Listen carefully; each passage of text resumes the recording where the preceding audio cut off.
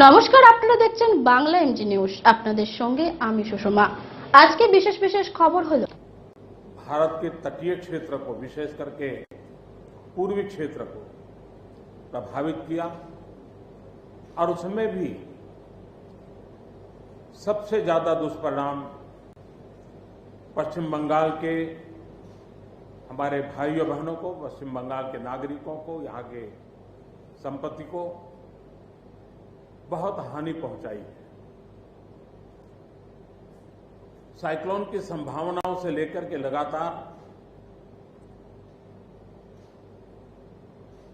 मैं इससे संबंधित सभी लोगों से संपर्क में था। भारत सरकार भी सतत राज्य सरकार के संपर्क में थी। साइक्लोन का नुकसान कम से कम हो, इसके लिए जो भी आवश्यक कदम उठाने चाहिए उसके लिए राज्य सरकार और केंद्र सरकार ने मिलकर के भरसक प्रयास किया। लेकिन उसके बावजूद भी करीब करीब 80 लोगों के जीवन हम नहीं बचा पाए। इसका हम सबको दुख है। जिन परिवारों ने अपना स्वजन खोया है उनके प्रति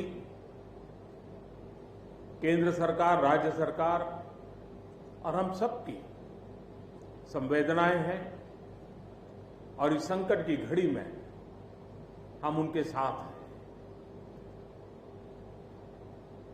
संपत्ति का भी नुकसान काफी होता है, चाहे एग्रीकल्चर हो, चाहे पावर सेक्टर हो, चाहे टेलीकम्युनिकेशन हो,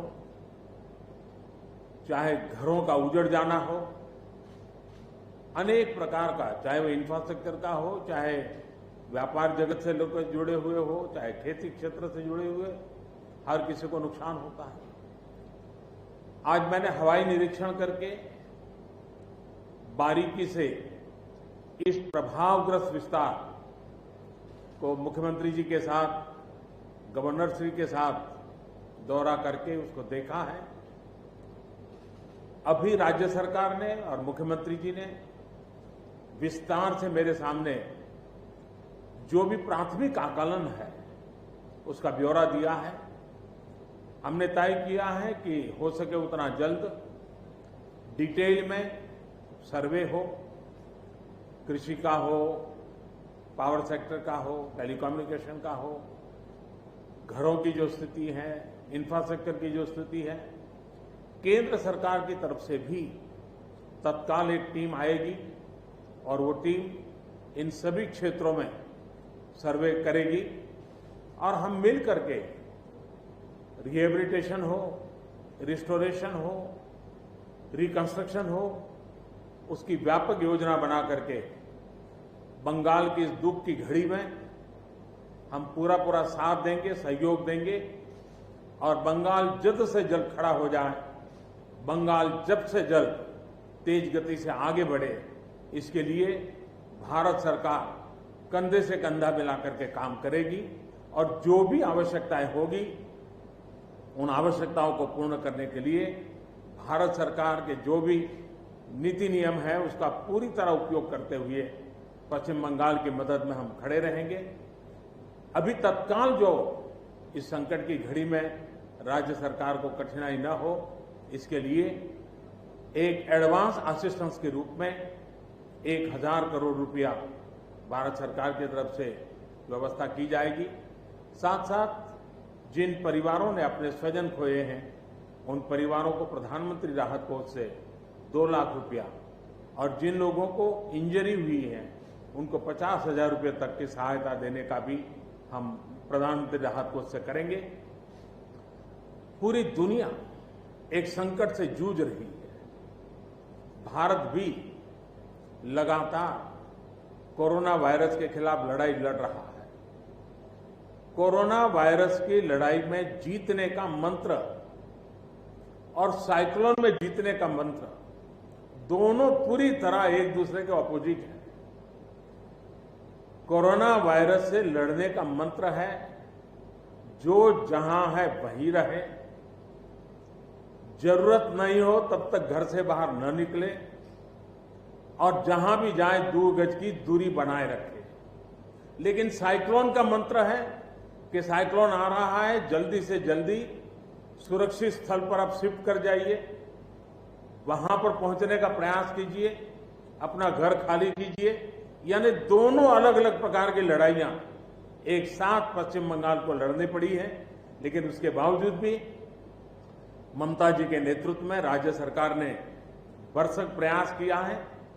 भारत सरकार ने भी लगातार उनके साथ रह करके इस संकट की घड़ी में जो भी आवश्यक, जो एडवांस में करने योग्य था, जो उसी समय करने का योग्य था और जो आगे दिनों के करने की आवश्यकता है, उसको भी पूरा करने का हम प्रयास करेंगे।